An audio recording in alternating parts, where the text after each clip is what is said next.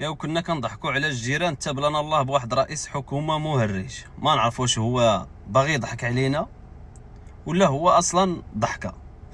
في الاول قبل الانتخابات كان عنده كلام، جينا في برنامج كذلك ديال الأحرار اللي هو فيه 5 ديال الالتزامات: التغطية الاجتماعية، الصحة، الشغل، مليون ديال يعني الإمكانيات الفرص ديال الشغل في 5 سنين اللي جاية إن شاء الله.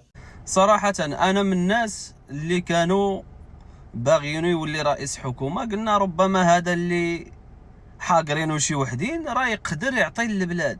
ساعة طلع هو كفس منهم، قال لك لا يوجد في القنافذ أملس. هي هذه ديال هاد المسؤولين ديالنا صراحة. يا ودابا خارج لينا قال لك اسيدي لا حقه ما حقه خصها طيح الشتا. معلوم التشغيل غادي يقدر يقرب يرجع لوضعه الطبيعي، الى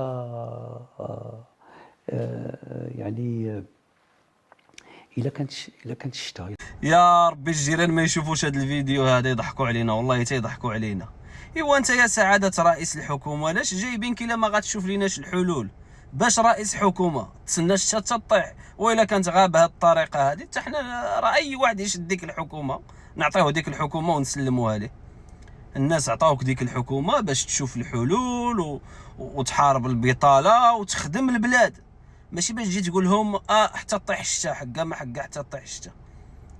راه الحكومات في جميع البلدان ديال العالم كاينين بلدان ما عندهم لا فلاحه لا ثروات لا حتى شي حاجه، تيشوفوا حلول باش يخرجوا البلاد من الازمه ويحاربوا البطاله وما الى غير ذلك. تجي دابا نتايا تقول لنا حقا ما حقا حتى طيح الشتا.